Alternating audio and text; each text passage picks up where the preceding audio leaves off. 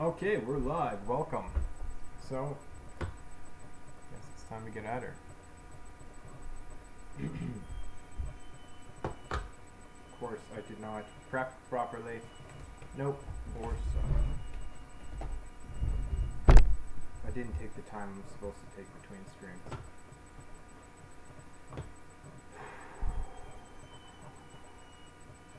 Getting a little fatigued. So what time is it? I'm just going to gauge these things. So I'm going to do 20, 10, 20 and 10, 20 and 10.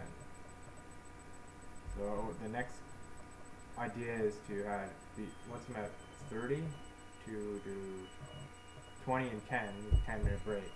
20 and 10, 10-minute break. And I'm not sure whether or not I should split that break or not. 5:36. Yeah, this is not too late in the day. I'm just pushing it on my efficiency today. Hey, 1 minute in. Let's go over by 1 minute.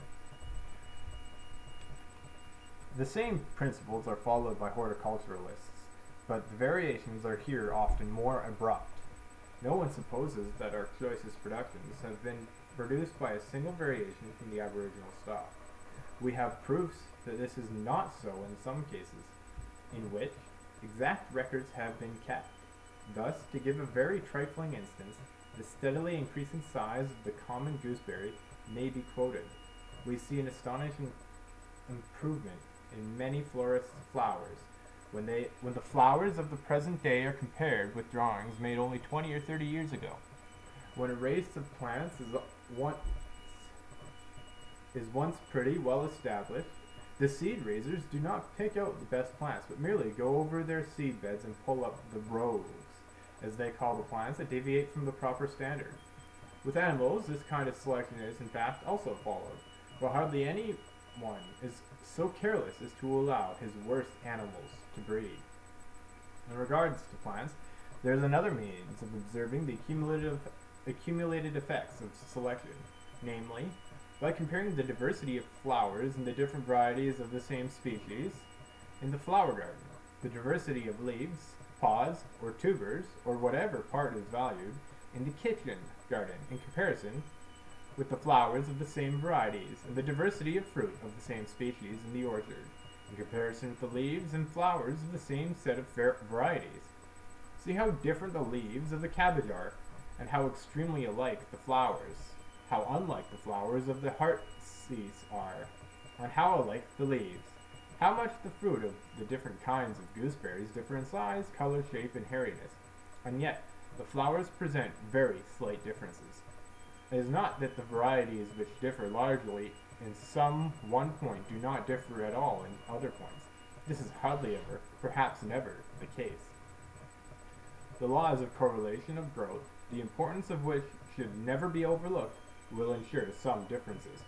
But, as a general rule, I cannot doubt that the continued selection of slight variations, either in the leaves, the flowers, or the fruit, will produce races differing from each other chiefly in these characters. It may be objected that the principle of selection has been reduced to methodical practice for scarcely more than 3/4 of a century, and has certainly been more attended to of the later years, and many treatises have been published on the subject, and the result has been, in a corresponding degree, rapid and important. But it is very far from the true that the principle is a modern discovery. I could give several references to the full acknowledgment of the importance of the principle in works of high antiquity. In rude and barbarous periods of English history, choice animals were often imported, and laws were passed to prevent their exportation. The destruction of horses under a certain size was ordered, and this may be compared to the roguing of plants by nurserymen. The principle of selection I find distinctly given in an ancient Chinese encyclopedia. Explicit rules are laid down by some of the Roman classical writers. From passages in Genesis, it is clear that the color of domestic animals was in early period attended to. Savages now sometimes cross their dogs with wild canine animals to improve the breed, and they formerly did so, as is attested by passages in Pliny. The savages in South Africa match their draught cattle by color, as do some of the Esquimaux their teams of dogs. Eskimo, their teams of dogs. Livingstone shows how much good domestic breeds are valued by the Negroes of the interior of Africa, who have not associated with Europeans. Some of these facts do not show actual selection, but they show that the breeding of domestic animals was carefully attended to in ancient times, and is now attended to by the lowest savages. It would indeed have been a strange fact, had attention not been paid to breeding, for the inheritance of good and bad qualities is so obvious. At the present time, eminent breeders try by methodical selection with a distinct object in view to make a new strain or subbreed, superior to anything existing in the country, but, for our purpose, a kind of selection which may be called unconscious, and which results from everyone trying to possess and breed from the best individual animals, is more important. Thus, a man who intends keeping pointers naturally tries to get as good dogs as he can, and afterwards breeds from his own best dogs. But he has no wish or expectation of permanently altering the breed. Nevertheless, I cannot doubt this process, continued during centuries, would improve and modify any breed. In the same way that as Bakewell, Collins, and etc., by this very same process, only carried on more methodically, did greatly modify, even during their own lifetimes, the forms and qualities of their cattle. Slow and insensible changes of this kind would never be recognized unless actual measurements or careful drawings of breeds in question had been made long ago, which might serve for comparison. In some cases, however unchanged, or but little changed, individuals of the same breed may be found in less civilized districts, where the breed has been less improved. There is reason to believe that King Charles's Spaniel has been unconsciously modified to a large extent since the time of that monarch. Some highly competent sources are conceived that the setter is directly derived from the Spaniel, and has probably been slowly altered from it. It is known that the English Pointer has been greatly changed within the last century, and, in this case, the change has, it is believed, been chiefly effected by crosses with the foxhound. But what concerns us is that the change has been effected unconsciously and gradually, and yet so effectually that, though the old Spanish Pointer certainly came from Spain, Mr. Borrow has not seen, as I am informed by him, any native dog in Spain like our Pointer. By a simple process of selection, and by careful training, the whole body of English racehorses have come to surpass in fleetness and size the apparent Arab stock, so that the latter, by the regulations for the Goodwood races, are favored in the weights they carry. Lord Spencer and others have shown how the cattle of England have increased in weight and in early maturity compared with the stock formerly kept in the country.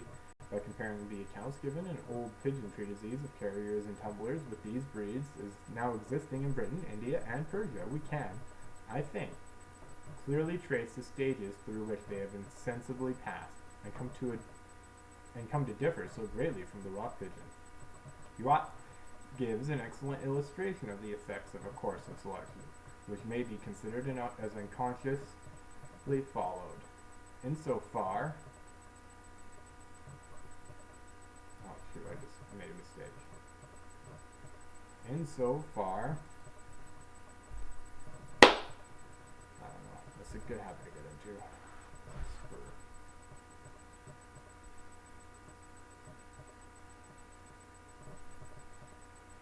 Insofar that the breeders could never have expected or even have wished to produce the result which ensued, namely, the production of two distinct strains. The two flocks of Leicester sheep, kept by Mr. Buckley and Mr. Burgess at Mr. Youatt's remarks, have been purely bred from the original stock of Mr. Bakewell for upwards of 50 years. There is not a suspicion existing in the mind of anyone at all acquainted with the subject that the owner of either of them has deviated in any one instance from the pure blood of Mr. Bakewell's flock. And yet, the difference between the sheep possessed by these two gentlemen is so great that they have appearance of being quite different varieties. If there exist savages so barbarous as never to think of inherited character of the offspring of their domestic animals, yet any one animal particularly useful to them for any special purpose would be carefully preserved during famines and other accidents, to which savages are so liable. And such choice animals would thus generally leave more offspring than the inferior ones, so that in this case there would be a kind of unconscious selection going on. We see the values set on animals, even by the barbarians of Tierra del Fuego, by their killing and devouring their old women in times of dearth as of less value than their dogs.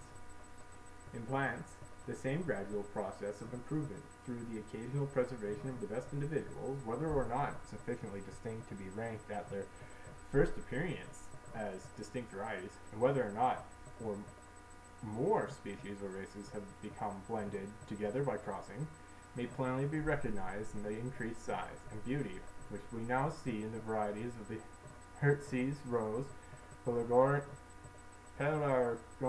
dahlia, and other plants, when compared with the older varieties or with the parent stock.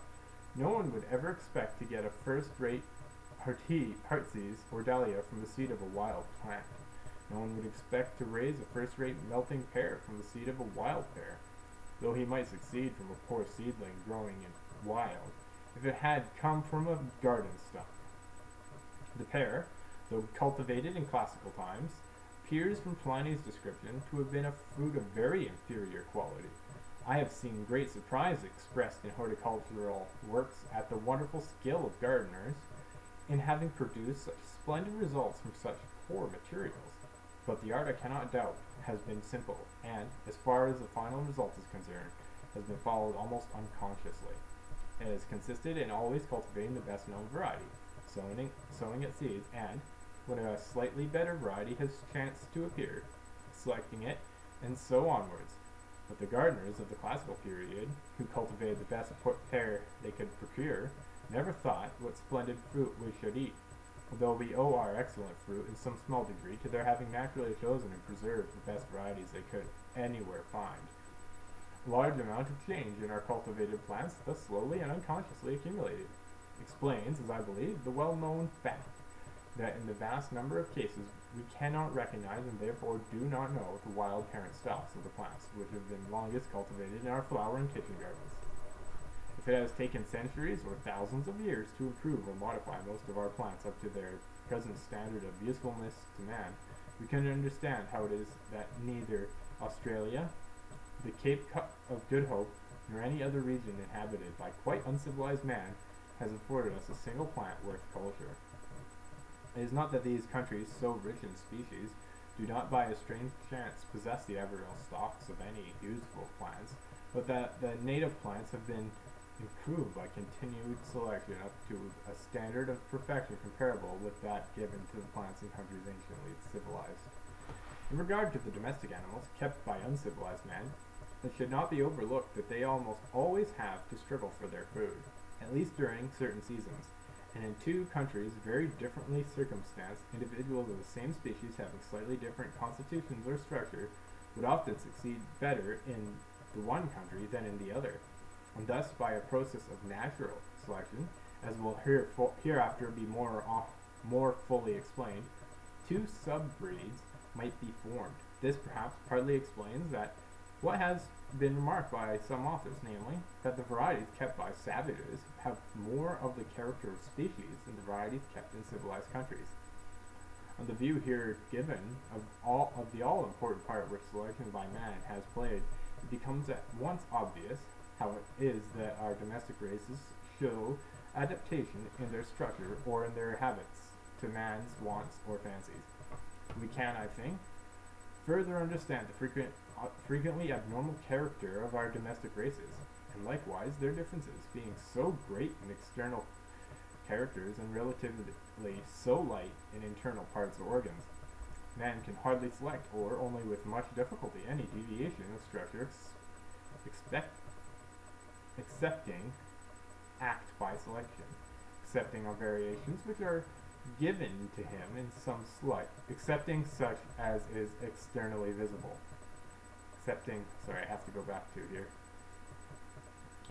Accepting such as is externally visible, and indeed he rarely cares for what is internal. He can never act by selection, excepting on variations which are first given to him in some slight degree by nature.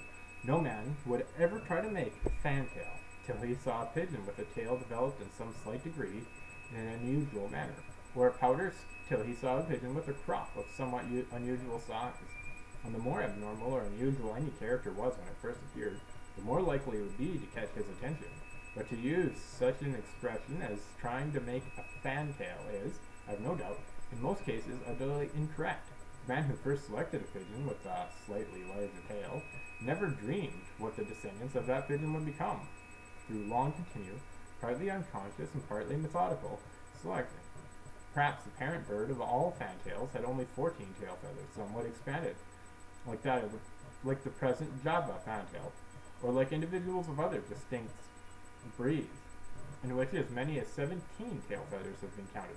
Perhaps the first pouter pigeon did not inflate its crop much more than the turbid does the upper part of its esophagus, a habit which is disregarded by all fanciers, as it is not one of the points of the breed. Nor let it be thought that some great deviation of structure would be necessary to catch the fancier's eyes. He perceives extremely small differences, and it is in human nature to value any novelty, however slight, in one's own possession. Nor must the value which would formerly be set on any slight differences in the individuals of same species, be judged by the value which would now be set on them. After several breeds have once fairly been established, many slight differences might, and indeed do now, arise amongst pigeons, which are rejected as faults or deviations from the standard of perfection of each breed. The common goose has not given rise to any marked varieties. Hence the Thurlows and the common breed, which differ only in color, but most fleeting of characters, have lately been exhibited and distinct at our poultry shows. I think these views further explain what has sometimes been noted, namely that we know nothing about the origin or history of any of our domestic breeds. But in fact, a breed, like a dialect of a language, can hardly be said to have a definite origin. A man preserves and breeds from an individual with some slight deviation of structure, or takes more care than usual in matching his best animals and thus improves them. And the improved individuals slowly spread in the immediate neighborhood, but as yet they will hardly have a distinct name, and from being only slightly valued, the history will be disregarded. When further improved by the same slow and gradual process, they will spread more widely, and will get recognized as something distinct and valuable, and will then probably first receive a provincial name. In semi-civilized countries with little free communication, the spreading and knowledge of any new subbreed will be a slow process. As soon as the points of value of the new subbreed are once fully acknowledged, the principle, as I have called it, of unconscious selection will always stand, perhaps more at one period than another, as the breed rises or falls in fashion, perhaps more in one district than another, according to the state of civilization of the inhabitants. Slowly to add to the characteristic features of the breed, whatever they may be, but the chance will be infinitely small of any record having been preserved of such slow, varying, and insensible changes. I must now say a few words on the circumstance, favorable or the reverse to man's power of selection. A high degree of variability is obviously favorable, as freely giving the materials for selection to work on.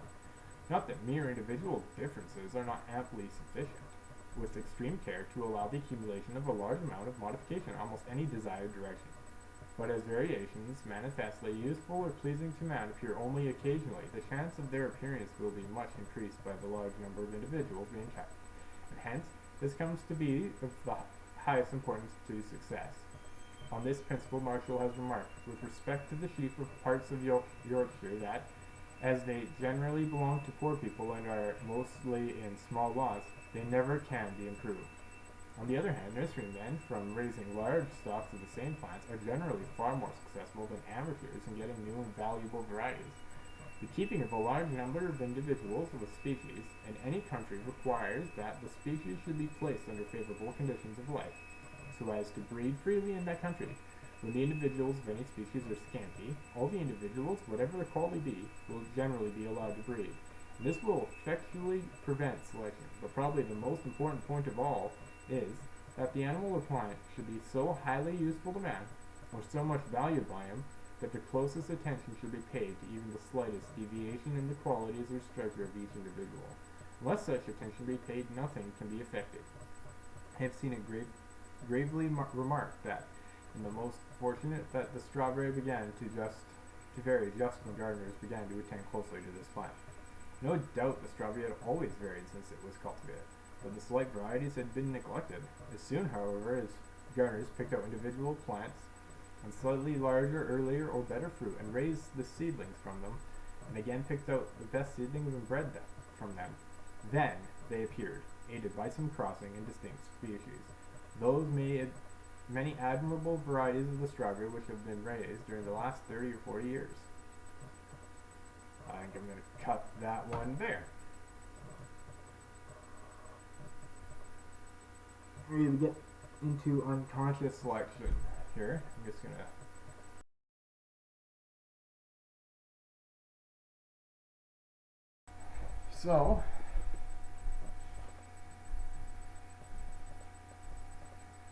unconscious selection. So he's commenting on the cases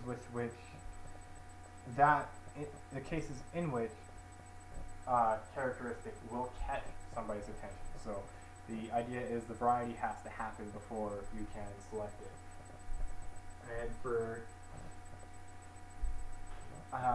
organizations and man-made metaphysical constructions, such as governments, this is evident. For example, the Magna Carta was born out of a need from man and forced on the state, basically on the king at the time, and forced by many natural forces and demands. And from that, people have studied it, and we have documents that definitely hold their foundation from that, but have been selected certain characteristics, like the Bill of Rights in the United States, that basically any country's human rights code, like the freedom of association is a example. Who would have thought that freedom of association would be so important and valuable? You need to be allowed to associate with anyone. You can't be guilty just for knowing somebody, and that's guilt by association. And for plenty of time throughout history, they would just kill you and a lot of you, right? They would. You all know this, whatever. I've seen it with children where parents just punish all of them. Guilt by association. That's a violation of our human rights in Canada. I'm not sure what other countries have it, but it definitely didn't originate here. For corporations, for other organizations, like for charities, there is plenty of emergent properties such as that have been selected for by the more successful ones. See, there's a lot of unorganized charities out there. So it's a hard one, and I'm not well versed in it. I'm sure there's plenty of cases that I could use as an example if I were more learned on the topic. For corporations,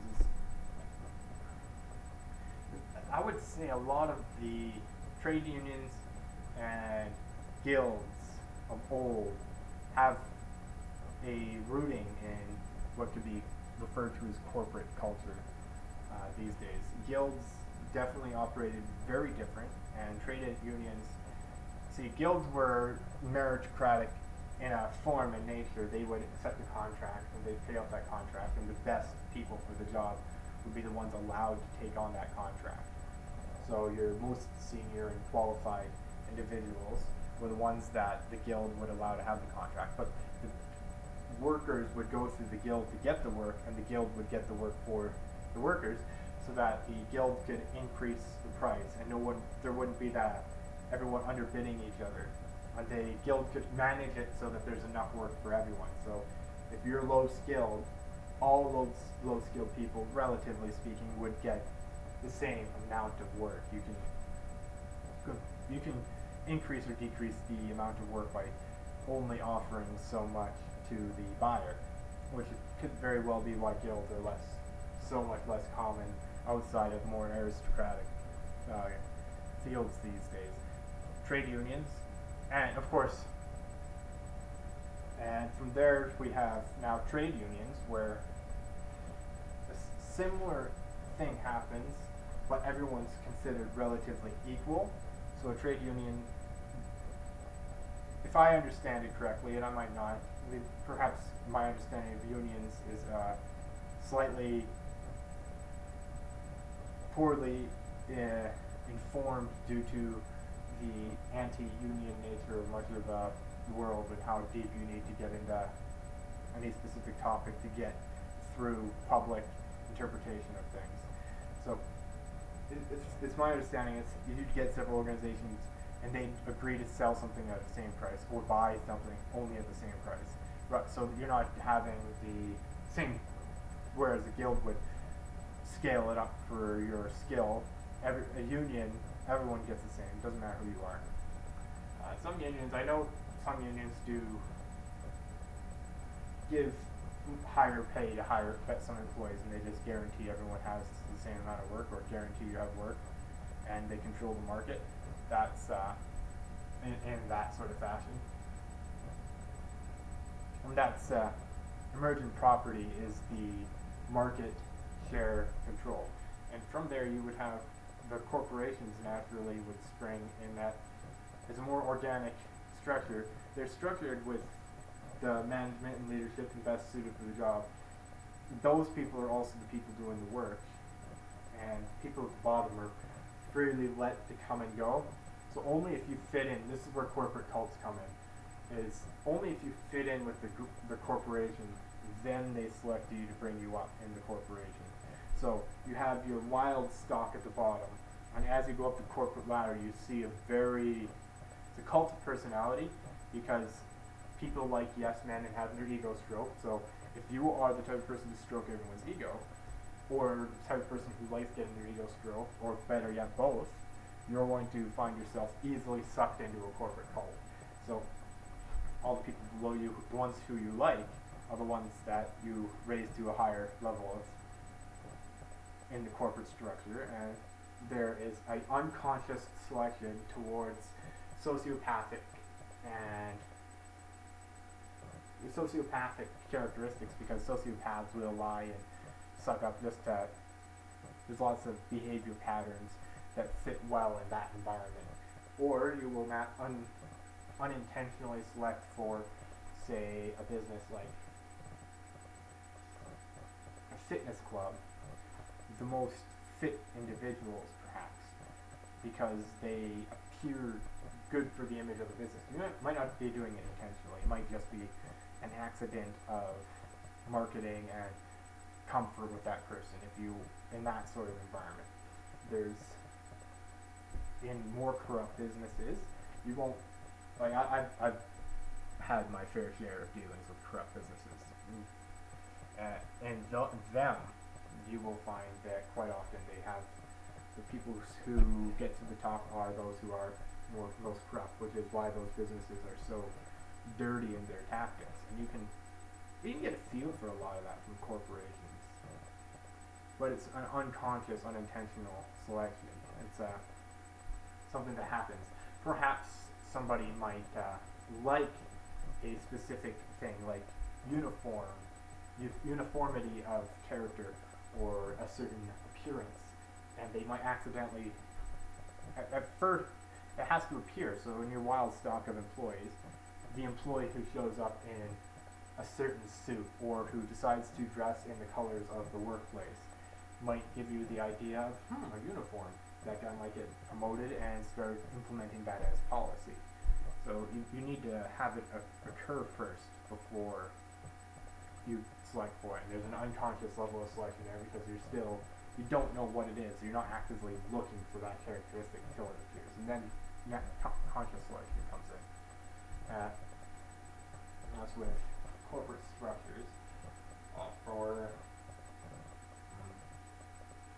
In education, you see a lot of, due to the nature of the government funding involved in most places for education and health, and the army and police, just public services, it's a very collectivist mentality and publicly funded. So there's a those that's where people who tend to be socialist congregate, and you see with especially on campus bias towards that. It's like the independent would be more wanting to teach his own people. The stranglehold universities have on accreditation will prevent him from doing that, and they have strangled out all alternatives. So the only place, so they basically socialists have a monopoly on whether or not you're allowed to get a job, and that's an emergent property. Anyway, next topic. Let's get on it. Oh, I'm a little bit behind. I can keep talking on the topic. So yeah, it's and conservatives and tend to be wanting to preserve everything. So they're nationalists. So you find a lot of conservatives and nationalists in the army. A conservative nationalist might put up with socialists to get a degree for the army, but that's and the effect of that is the army kind of keeps some of the public left-wing extremes, like the tendency to revert to perhaps laziness, like you get paid no matter what. You all work for it in the army, so there's some tap out there, but it's still socially funded rather than privately. So there's a bias, and that's part of the reason governments grow, because everyone who tends to congregate to it will grow it.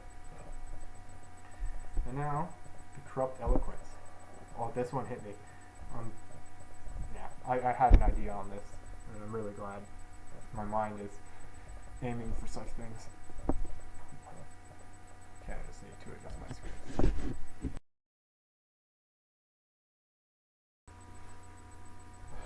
What Epirra has omitted, I intend to perform. I shall produce his moderns by name, to the end that, by placing the example before our eyes, we may be able more distinctly to trace the steps by which the vigor of ancient eloquence has fallen to decay. Maternus interrupted him. I wish, he said, that you would come at once to the point. We claim your promise. The superiority of the ancients is not in question. We want no proof of it. Upon the point, my opinion is decided. But the causes of our rapid decline from ancient excellence remain to be unfolded. We know that you have turned your thoughts to this subject, and we expected from you a calm disquisition. We had not the violent attack which Aper made upon your favorite orders roused your spirit, perhaps given you some offense. Far from it, replied Messala. He has given me no offense, nor must you, my friends. Take umbrage, if at any time a word should fall from me, not quite agreeable to you, your way of thinking. We are engaged in a free inquiry, and you know that in this kind of debate, the established law allows every man to speak his mind without reserve. That is the law, replied Maternus. You may proceed in perfect security. When you speak of the ancients, speak of them with ancient freedom, which, I fear, is at a lower ebb than even the genius of those eminent men. Messala resumed his discourse. The causes of the decay of eloquence are by no means difficult to be traced. They are, I believe, well known to you, Maternus, and also to Secundus, not accepting my friend Epirra. It seems, however, that I am now, at your request, to unravel the business. But there is no mystery in it. We know that eloquence, with the rest of the polite arts, has lost its former luster, and yet it is not a dearth of men or a decay of talents that has produced this fatal effect. The true causes are the dissipation of our young men, the inattention of parents, the ignorance of those who pretend to give instruction, and the total neglect of ancient discipline. The mischief began at Rome. It has overrun all Italy, and is now, with rapid strides, spreading through the provinces. The effects, however, are more visible at home, and therefore I shall confine myself to the reigning vices of the capital, vices that wither every virtue in the bud, and continue their baleful influence through every season of life. But before I enter on the subject, it will not be useless to look back to the system of education that prevailed in former times, and to the strict discipline of our ancestors, and a point of so much moment as the formation of youth. In the times to which I now refer, the son of every family was the legitimate offspring of a virtuous mother. The infant, as soon as born, was not consigned to the mean dwelling of a hireling nurse. but was reared and cherished in the bosom of a tender parent. To regulate all household affairs and attend her infant race was, at the time, the glory of the female character. A matron, related to the family and distinguished by the purity of her life, was chosen to watch the progress of the Tendermine. In her presence, not one indecent word was uttered. Nothing was done against propriety and good manners. The hours of study and serious employment were settled by her direction. And not only so, but even the diversions of the children were conducted with modest reserve and sanctity of manners. Thus it was that Cornelia, the mother of Gracchi, superintended the education of her illustrious issue.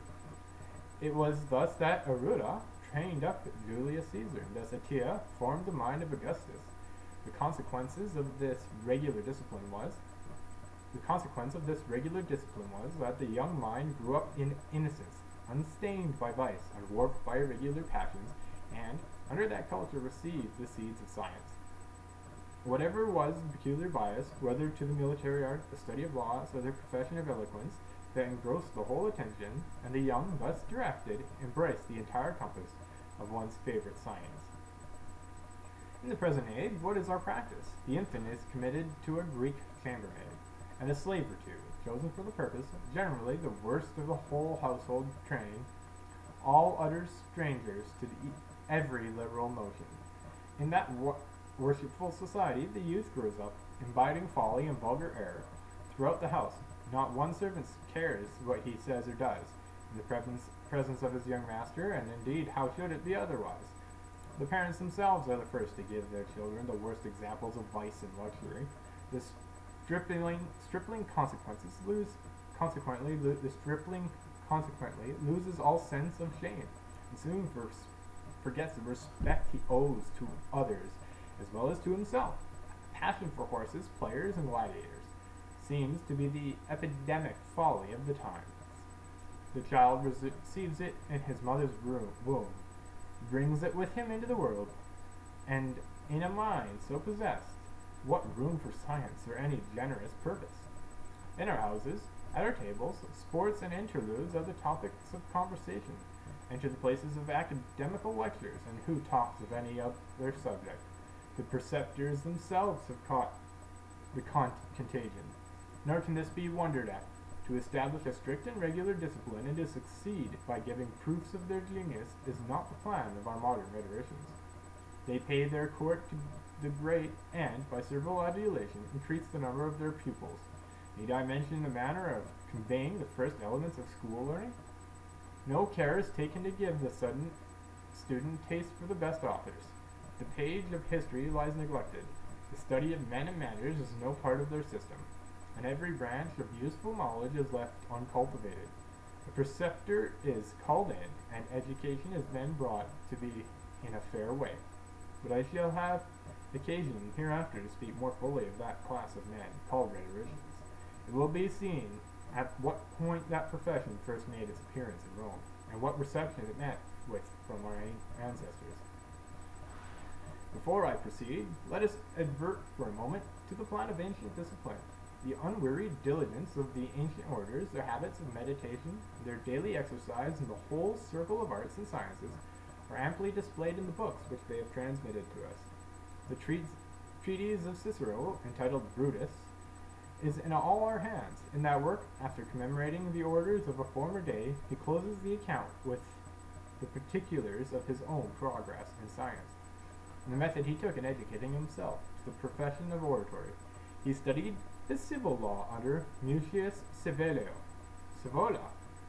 He was instructed in the various systems of philosophy by Philo of the academic school, and by Diodorus the Stoic. And though Rome, at that time, abounded with the best professors, he made a voyage to Greece, and thence to Asia, in order to enrich his mind with every branch of learning. Hence that store of knowledge which appears in all his writings, geometry, music, grammar, and every useful art, were familiar to him.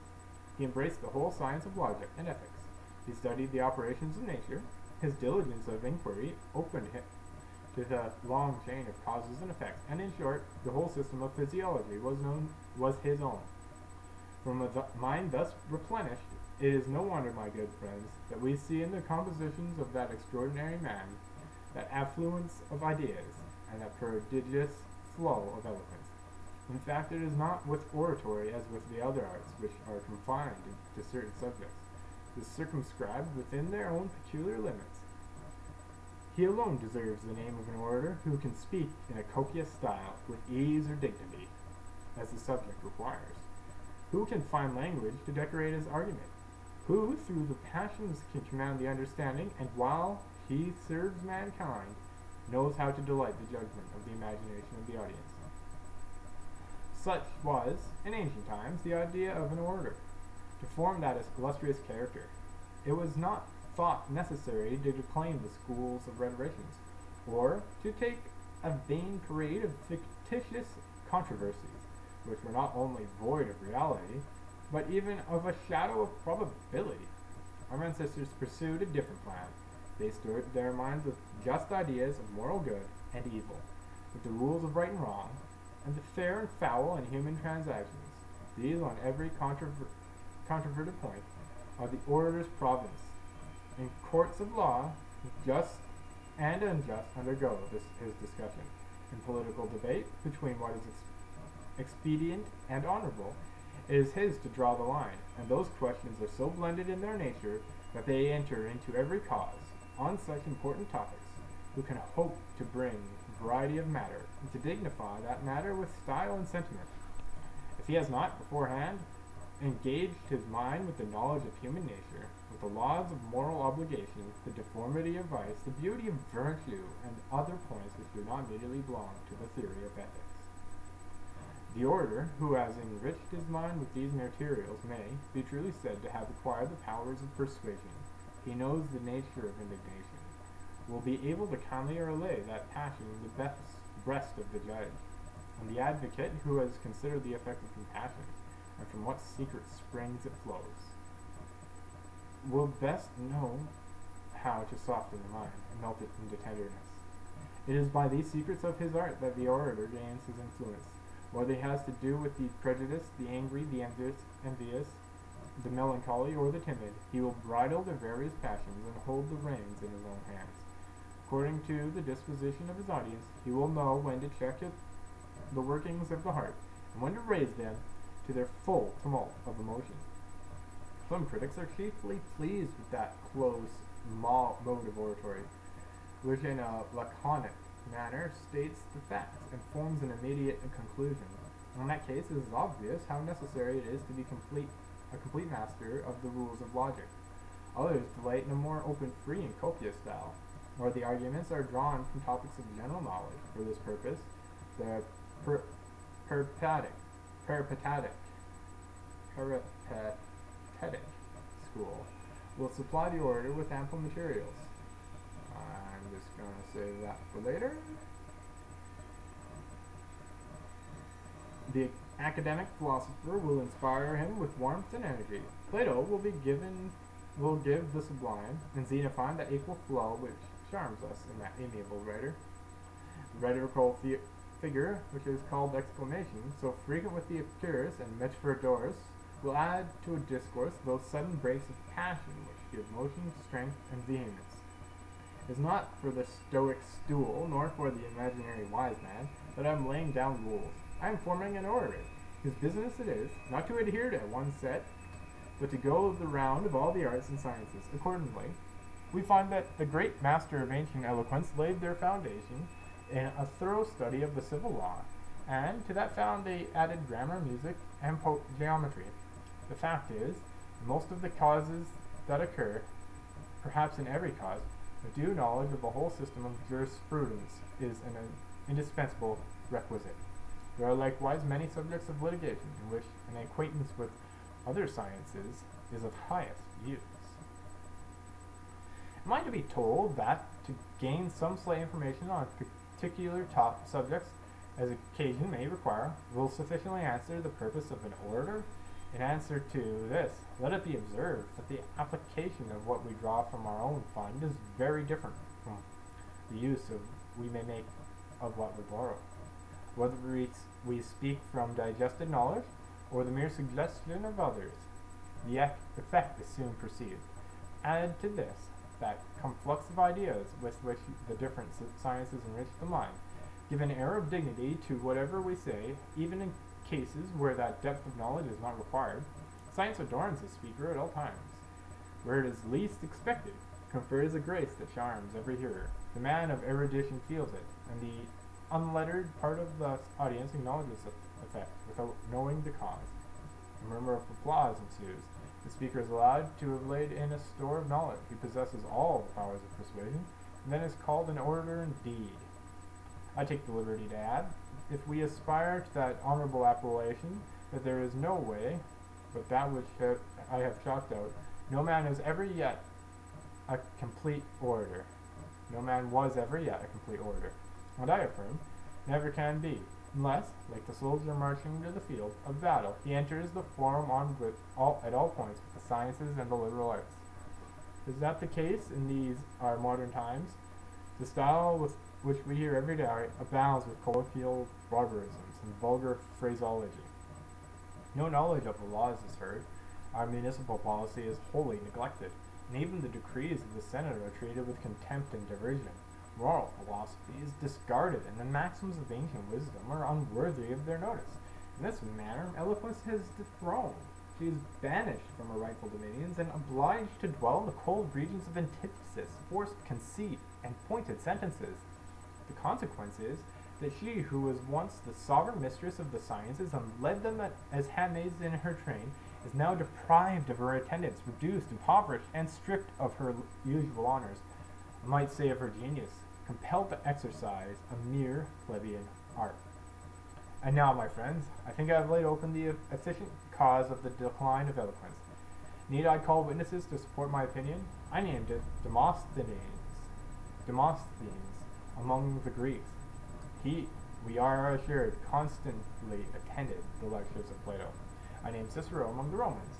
He tells us, I believe I can repeat his words, that if he obtained any degree of excellence, he owed it not so much to the precepts of rhetoricians as to his meditations in the walks of the academic school.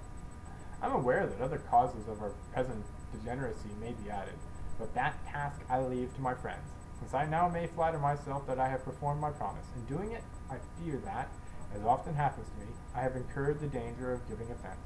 We are a certain class of men, to hear the principles which I have advanced in favor of legal knowledge and sound philosophy. I should expect to be told that I have been all the time commending my own visionary schemes. You will excuse me, replied Maternus, if I take the liberty to say that you have by no means finished your part of our inquiry. You seem to have spread your canvas, and to have touched the outlines of your plan, but there are other parts that still require the coloring of so masterly a hand. The stores of knowledge with which the ancients enlarged their minds you have fairly explained, and in contrast to that pleasing picture, you have given us a true draught of modern ignorance. But we now wish to know what were the exercises and what the discipline, by which the youth of former times prepared themselves for the honors of their profession. It will not, I believe, be contended that theory and systems of art are of themselves sufficient to form a genuine orator. It is by practice and by constant exertion that the faculty of speech improves, till the genius of the man expands and flourishes in its full vigor. This, I think, you will not deny, and my two friends, if I may judge by their looks, seem to give their assent. Epicurus and Secundus agree without hesitation. The Sala proceeds as following. Having, as I conceive, shown the seed plots of ancient eloquence, and the foundations of science from which they drew such copious streams, it remains now to give some idea of the labor, the assiduity, and the exercises by which they trained themselves for their profession. I need not observe that in the pursuit of science, method and constant exercise are indispensable, for who can hope without regular attention to master abstract schemes of philosophy, embrace the whole compass of the sciences? Knowledge must be grafted in the mind by frequent meditation. To that must be added a faculty of conveying our ideas, and, to make sure of our impression, we must be able to adorn our thoughts with the colors of true eloquence. Hence it is evident that the same arts by which the mind lays in its stock of knowledge must be still pursued in order to attain a clear and graceful manner of conveying that knowledge that must be the knowledge to others. This may be thought refined and too abstruse. If, however, we are still to be told that science and elocution are things in themselves distinct and unrelated, this, at least, may be assumed, that he who, with a fund of previous knowledge, undertakes the province of oratory, will bring with him a mind well seasoned and duly prepared for the study and exercise of real eloquence. I think that's a good place to leave it, just based on where we are. So I'm going to. Okay. Eloquence. So this processing, thinking. The eloquence discussed here was sciences and the arts, forming the mind, exercise. Yes, all very important for eloquence. Discipline and ancient knowledge and wisdom. That's a great point. Fits well in with my set of doctrine to share. So the value of discipline and ancient traditions to in favor of, okay, I just see so many mirrors with modern society. The tendency for mothers aren't home. Teachers are now are raising kids essentially, and it's out of the hands of the family. It's not very personal. There isn't any real investment in the children. So there's that. There's that point covered. Yeah. So not is led to corruption. Discipline and exercise. It's all. It's very important to discipline yourself and focus to be able to. If you want to convey ideas to people, you need to exercise your ability to think, to read, to take in information, and then to put it back out there. It's invaluable. Before I listened to, while playing a game, The Republic of Plato. Oh no, Apology of Socrates by Plato. And I was struck because it made me think, he who humbles himself will be exalted, he who exalts himself will be humbled. And with Plato, a man who with such reverence and wholeness of his being pursued the recognizing he didn't know anything, he was so prideful in his speech. Like, I don't deserve this. Well, he never seemed to consider that he might deserve to be on trial. He was defending himself, which was probably the tradition at the time, but he didn't humble himself and acknowledge that he might have stepped on someone's toes, and he exalted himself many times. And to the end, he was exalting, well, they just killed a man who didn't deserve it. And it's biblical. Really, he was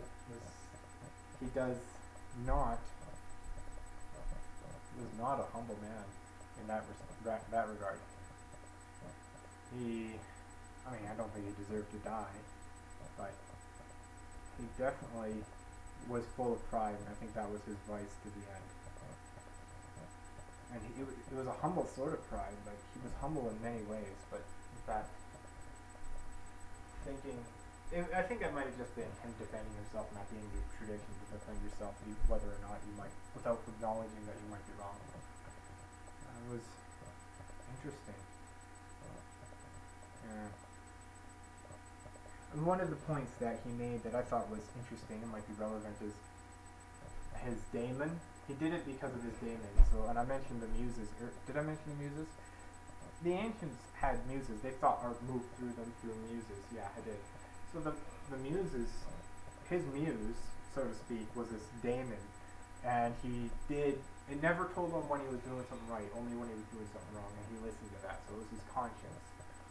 And in modern times, we simply don't have that. So, listen to your conscience. That's a good point. Yeah, no. I thought that was appropriate for here.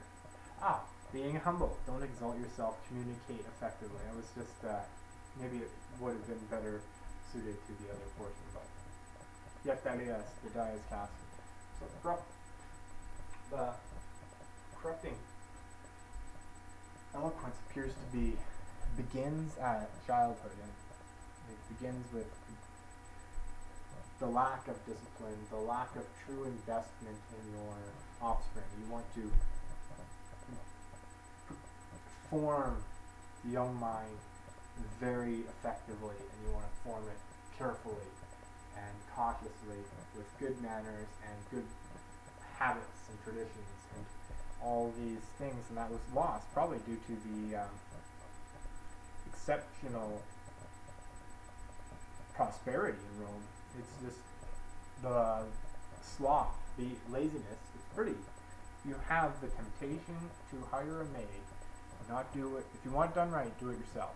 The temptations to not do things right, not do them yourself, is easy to see how that would occur and become common. It's yeah. So if you want to communicate with people, you have to not try and humble yourself. Humble yourself. You have an ego. Too many people hold on to the words of another, waiting for their point to speak. Get rid of what you want to say. Just try it and listen to what they're saying. Try and provide something true, and wait for them to hand you the torch. And speak from the heart. Speak truly. Speak humbly. Lead humbly too. If you're gonna ask people stuff and ask for things, you need to be humble. You need to know that you might get a no and you might deserve a no, but that doesn't mean you're not worth asking. You never know until you find out. You can't exalt your pride to the point of not asking for help with things. And it's the eloquence of that.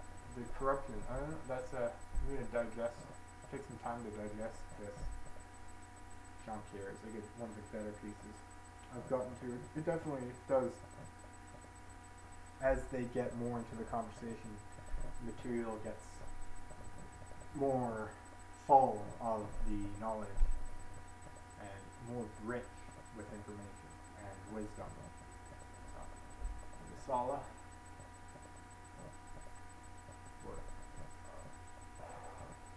So,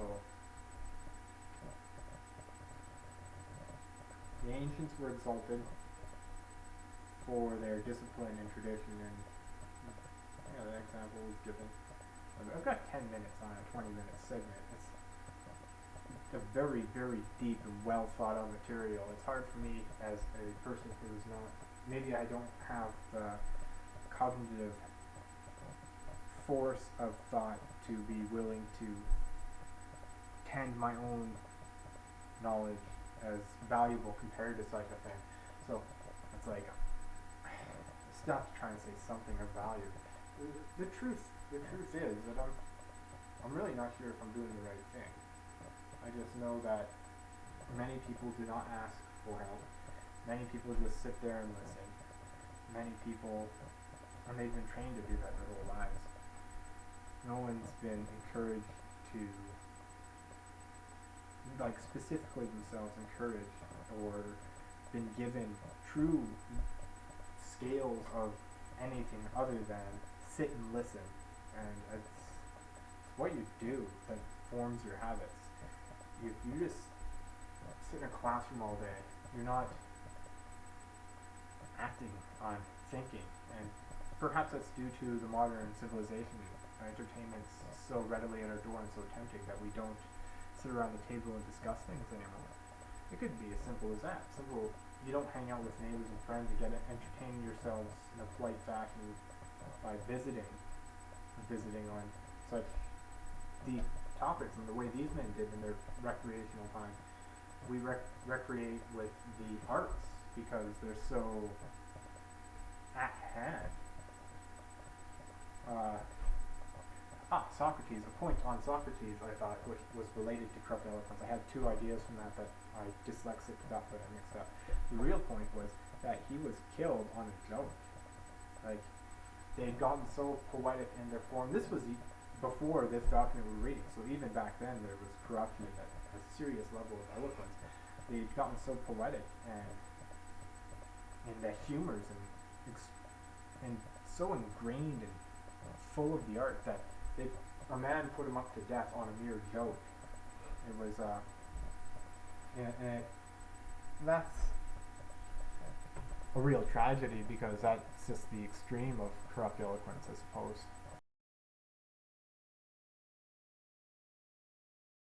Maybe I should do a reading of the Apology of Socrates. I used to want to memorize it, but now that I've seen the level of pride with which Socrates carried himself, I'm in that, and I know that's just the way you defended yourself in law, and that's the way it's tradition to do.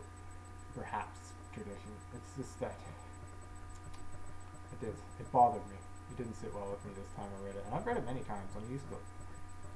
Well, it's a short audiobook, only an hour, and I've heard it at least half a dozen times, if not a dozen.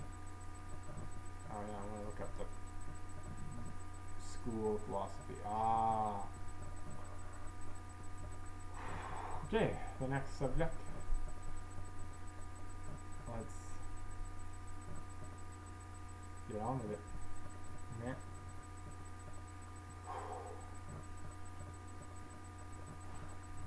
Entrance into society. Ooh, I need this right now.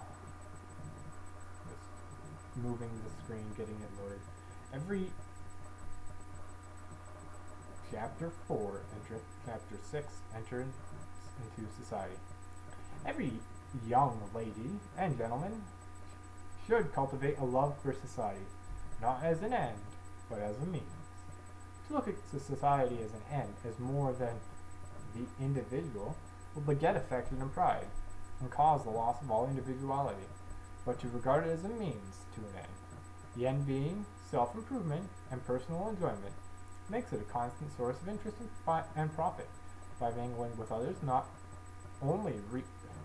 we not only reap enjoyment, but we grow, both intellectually and morally. Society is a community of certain goods, which are at the disposal of all, and are increased by being taken up. When you enter society, you throw your life into it with all your mental and moral attainments, and those who mingle with you get the benefit of all you have, and you of all they have. Its tendency, therefore, is to make all equal. No young person should deny himself or herself of its benefits. You can never have a complete life without it. But one danger should be avoided, and that is the danger of giving oneself up to exclusively to society. Do not become intoxicated with it. There are in every town and city society cracks who are nothing unless social. Do not forget to have a life of your own, an inner life with which you can commune, and that, too, with pleasure. Some young people assume that outward manners and fashions of society, who are so utterly empty of information or sympathy that they are incapable of being real or interesting. They are not cultivated in any sense, and their presence really detracts from the pleasure of any occasion. It was this class that Byron had in mind when he said, "Society is formed of two mighty tribes, the oars and the board." Affection. If you wish to appear agreeable in society, you must consent to be taught many things you already know. Simplicity of conduct and of manners is unquestionable evidence of sound sense and correct taste. Affection is the wisdom of fools and the folly of many comparatively wise men. It is, says Johnson, an artificial show, an elaborate appearance, a false pretense.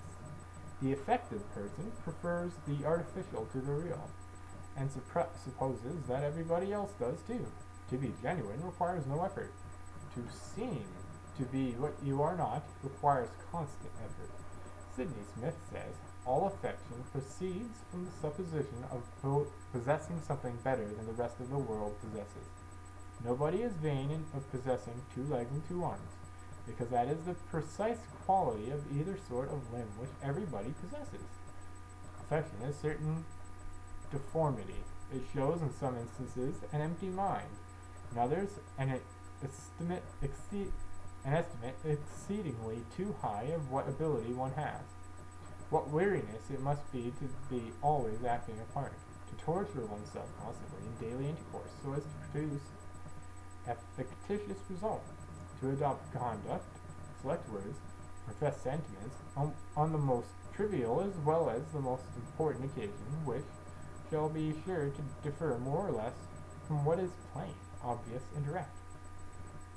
You meet an affected person, perhaps your friend. He feels warmly towards you, but he must in some way preserve an imagined dignity. So he addresses you in an unnatural sort of way and does not open him up himself as a friend should. Affection has been compared to a coat of many colors and pieces, ill-fitted and neither stitched nor tied, which some unblessed mortal might endeavour. Some unblessed mortal might endeavour, with incessant pains and solicitude, to hold together and wear. Be natural. A natural awkwardness is far more endurable than an affected grace. The young lady in society dress. Do not have a mania for fine dressing. Be able to talk about something else than fashions. Dress is a material thing and does not deserve the attention that some other things do. Yet it is a duty you owe those with whom you mingle to dress neatly, and to a certain extent in the fashion. Do not disfigure your person or oddly cut and oddly fitting clothes. By oddly cut and oddly fitting clothes. Do not do it even in the sacred name of religion. God intended that we should make our persons attractive. The being who gives nature her thousands of beauties and adornments, and who made woman of all his creatures the most charming in her form and features, did not intend that his form should be marred by covering it up in a meal sack and crowning it with a sugar scoop. Dress always in good taste, but not gorgeously. Beware of labored and affected style of conversation. Talk in good style with becoming modesty, but be yourself. How intolerable it is to a young gentleman to have to submit to that cut and dried style of talking which so many young ladies assume.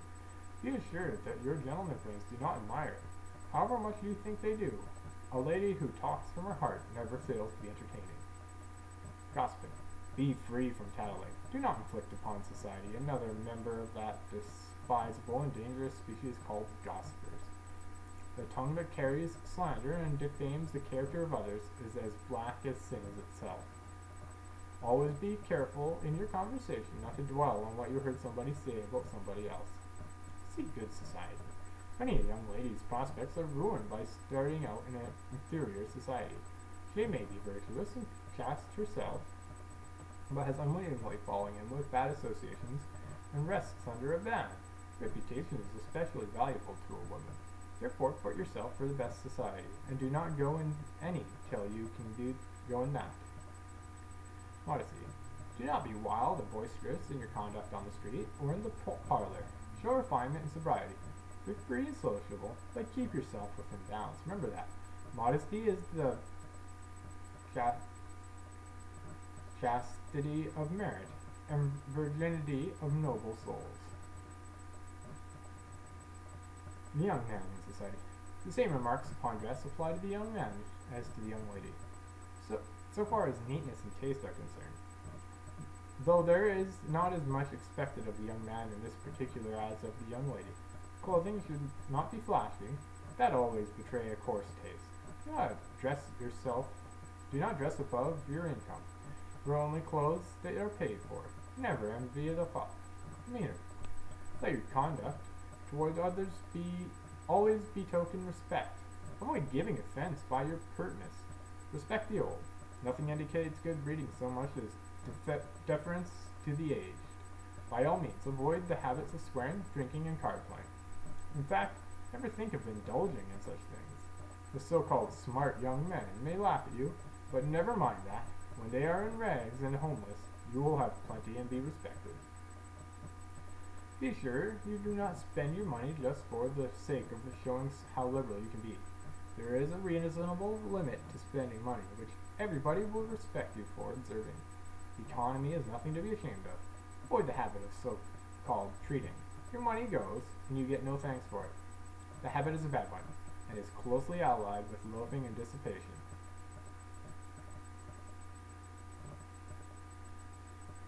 We're just waiting for it to load. Oh, let's just double checking. Yeah. 10 more minutes.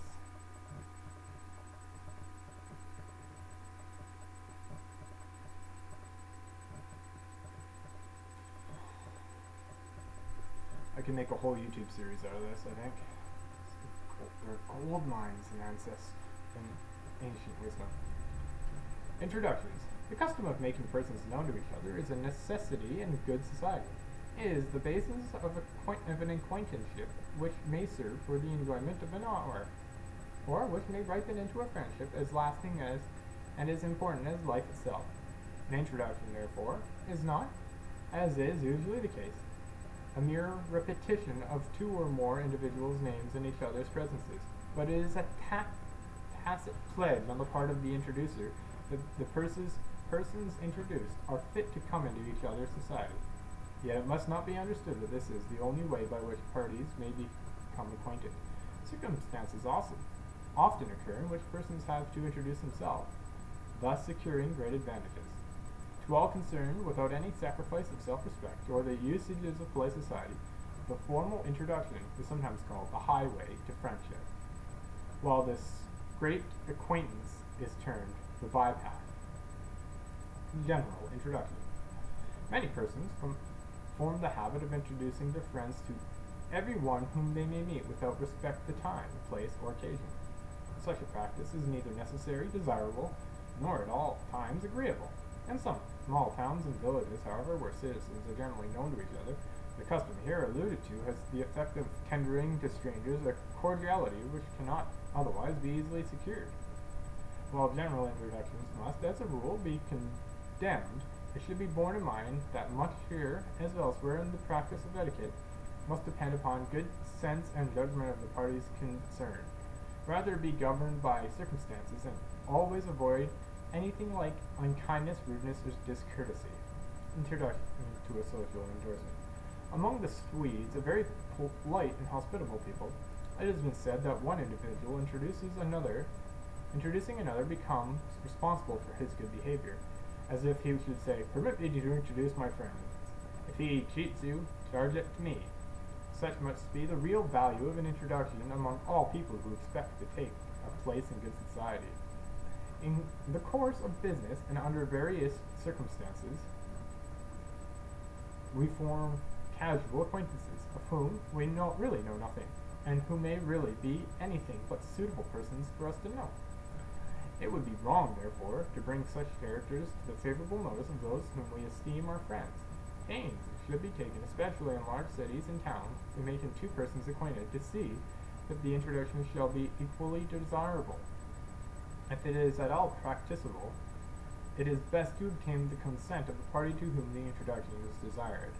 Where this is not possible, a thorough acquaintance of the introducer with the parties will enable him to settle the point for himself.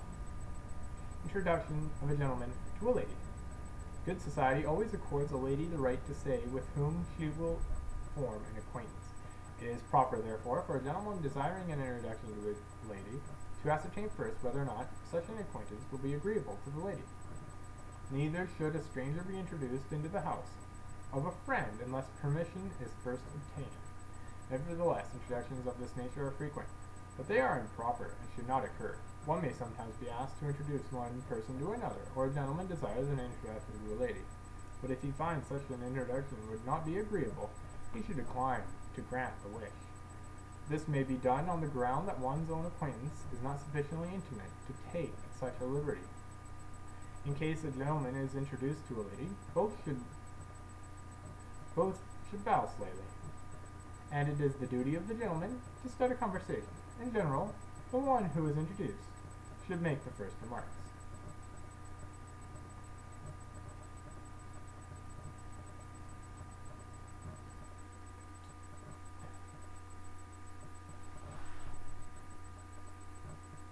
Introduction without ceremony.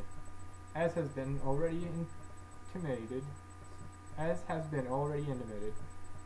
circumstances often determine the beginning of an acquaintanceship without an introduction.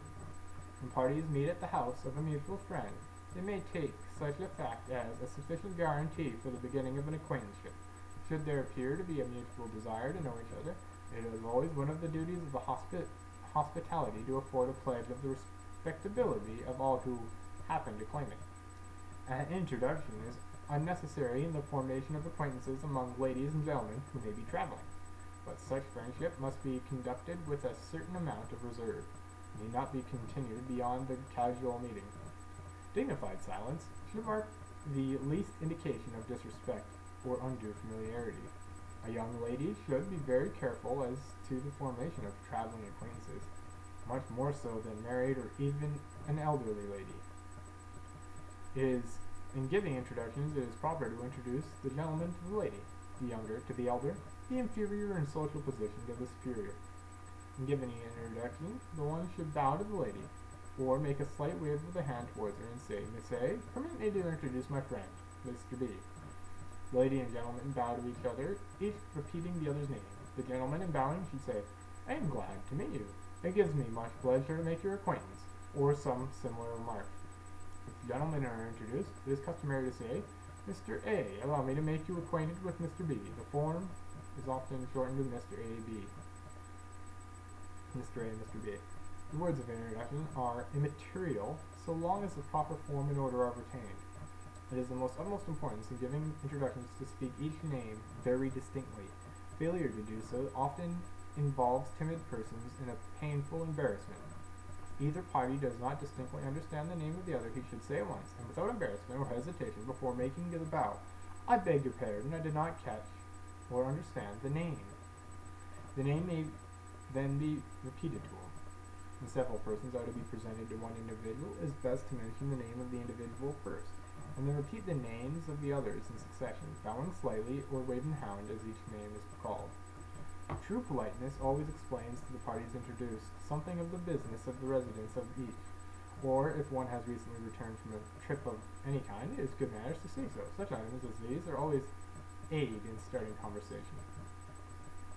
During calls, when parties remain in a house but a short time, the ceremony of introduction may be dispensed with, and yet, if it seems that such a thing will add to the pleasure of the callers, and there be no objection, it is good taste to give introductions even at such times. Such an introduction may or may not be extended into an acquaintance, so that there is no obligation to recognize each other as acquaintances again, unless they desire to do so. Introduction of relatives. When members of one's own family introduced, be careful to give both the degree of kinship and the name. Say, my father, Mr. A, my son, Mr. A, or Mr. Joseph A. One's wife is simply Mrs. A. If, however, there happens to be another Mrs. A in the family, she may be Mrs. A, my sister-in-law, etc. By giving the name, there is no ambiguity in the mind of the stranger as to what to call the party introduced. Mentioning titles. In an introduction, it is proper to give one his appropriate title. The clergyman, say, Reverend Mr. B. The doctor of divinity, say, Reverend Dr. B. A member of Congress is styled as honorable, mention to which branch of Congress he belongs. The governor of state, specify the state. Or, if he be a man of any note in any pursuit which claims great ability, it is well to state the fact. If an author, something like this, Mr. Longfellow, author of The Psalm of Life, which you have admired so much. A visitor at one's house must be acquainted with all callers, and good manners require the latter to cultivate the acquaintance while the visitor remains. If you should be the caller introduced, you must give the same attention to the friend of your friend that you would wish to be shown to your own friends under similar circumstances. This rule, however, need not be observed in public places, and if an introduction takes place, the acquaintance need not be continued unless desired. Claims of an introduction. When an introduction has taken place under proper circumstances, both parties have in the future certain claims upon each other's acquaintance. These claims should be recognized, unless there are good reasons for disregarding them. Should even that be the case, good manners demand the formal vow of recognition with meaning. This of itself encourages no familiarity. Only very poorly bred persons will not meet or pass each other with a stare. but where it is the desire of both parties that the introduction should ripen into friendship, each should care to maintain a reasonable degree of cordiality towards the other in meeting, and when mingling in society. The practice of shaking hands is optional and should be exercised with some discretion, especially on the part of the young and unmarried ladies. I'm just gonna jump ahead because I'm running on my time. Let's see if this is a good place to stop. That one chapter was short, so yeah, okay, it's not. This is the place to stop. I just have to go back and find where I was.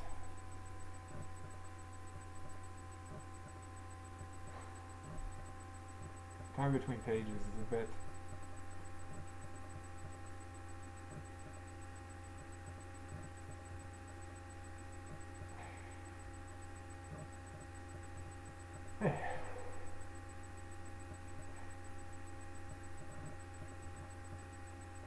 Hey. So, introductions, we covered the end of, no, we covered the whole chapter at the beginning. I just have to open my mind up. I'm just going to mute this and alter the camera.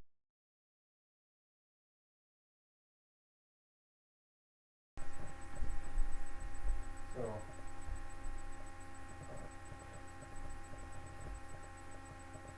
well, with introductions, you really just saving people wasting their time. I've met people and spent far more time with them than was necessary to find out that we were not good friends. And I have introduced people who have been bad friends. It's a very careful thing to do. Carefully. I'm just trying to think of what that other chapter was about real quick in my mind.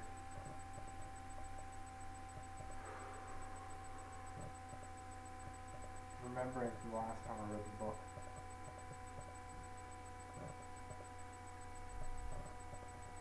Dress, clothes, yes, okay. I'm guilty of dressing inappropriately. I wear a cowboy hat, which is not the custom of the locale, and is a bit flashy. I think I'm going to have to save. I mean, it's not too bad to be flashy in modern times. There's a lot of variety, but you still want to be polite.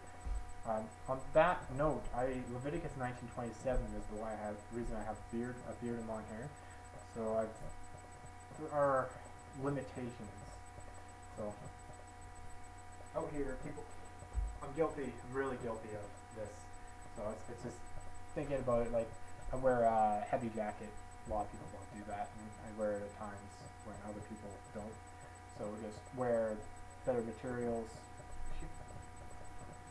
Dress to the fashion. You have a little bit more freedom as a man. Women definitely go very immodest in dress quite often. You don't want to, dress nice, plain. Men have a little bit more freedom. I liked my duster, but I think my next. I'm not sure. There is a realm of variety.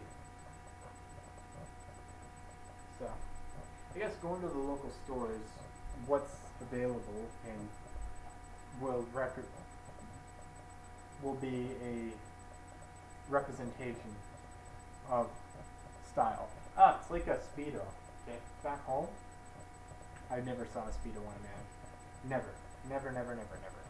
Out here, back home in like where I grew up, out here where I am now, they are extremely popular at the pool.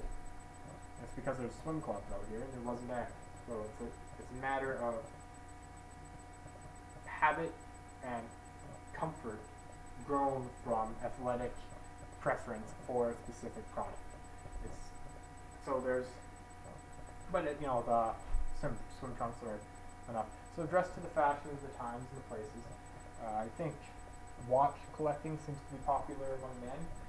And it's good to diversify your collection of your assets. So if you can find a watch for sale that won't lose its value, so some sort of an old watch that you could resell at some point, that's a good way to store your money and have something to take care of your stuff. for men. This is particular advice for men. Electronics. It's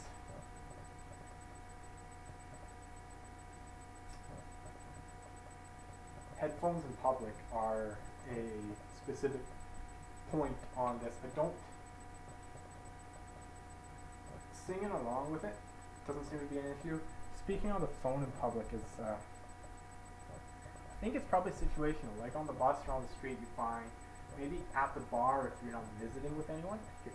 This has become from a person who's I go on Discord at the bar or I read books at the bar. My habit has become do that, and people do avoid talking to you, so there may be a level of cordiality. Sometimes I'll be speaking on Discord and somebody will say something, pop, immediately out, right? Those who are right in front of you, you are reading the most, and you don't want to make them uncomfortable. So maybe I've met some people who liked the idea of Discord. It's a good conversation piece. So there's lots of these fashion details that are important. Headphones, I think at a friend's house, having your headphones when you're visiting, maybe not appropriate. But in public, maybe where if you were to go to the beach, where there might be some leisure time, laying or something like that.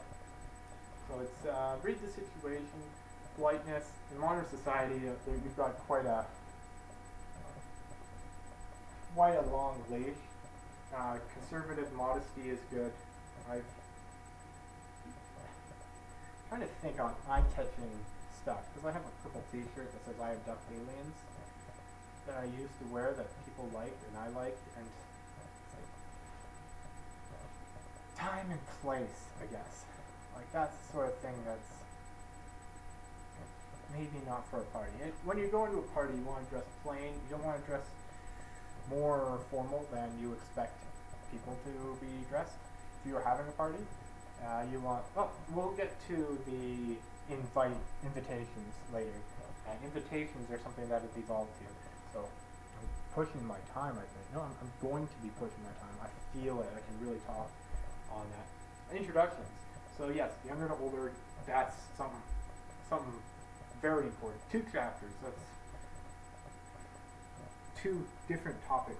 It's hard for me to get it all out on this specific book because I'm passionate about the material and I have something to say on it, I guess.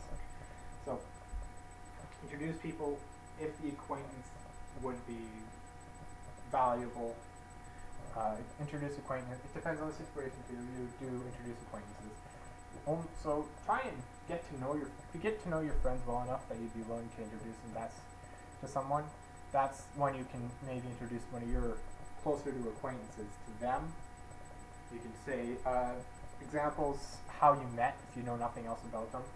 If you know professions are if it's a profession that you can get value out of. You know, he's a carpenter. This is my friend. Blank the Y. I've got too many acquaintances that have bridged on friendships. I have some good friends that are not polite company, and I've taken to keeping impolite company as a form of there's different reasons for it. So I do associate. So reputation is important, and your reputation is how you guard yourself. Introducing people by titles. Titles is a good one. So yeah, it's just there's a whole host of things that we can cover on the point of introductions. And we're not even done introductions, so maybe I'll leave that for next time. And we can talk for the last minute about I'll do that. We'll talk for the last minute about fashion. Jewelry on women and men, that's not covered. Flashy jewelry, see there's a utility thing as well. I got a gold-plated Cuban link for the point of purpose that gold is naturally sterilizing. So I was wearing it underneath my, I was underneath until it started to wear through and the zinc would react or whatever. It wasn't but I was wearing, and it got the wrong kind of attention. So there's a utility there. So there's something, and it was a big one, right? I got it really big because I wanted to maximize surface area and maximize sterility in the air. So those are important notes. Utility does trump fashion. If the utility is of sufficient value, you can be a trendsetter if you do something with utility. It's like the cowboy hat. I find comfortable, very comfortable, and it's not as popular anymore. So that's a point of fashion I'm not sure about it myself. This shirt I wore and I really liked it. I got it for Christmas. Not usually the style I like, but it's very plain, modest. This is actually perfect fashion for me, considering my reputation. In some societies, conservative dress might be inappropriate. Right? Anyway, before we go over by too much, we'll call that a day.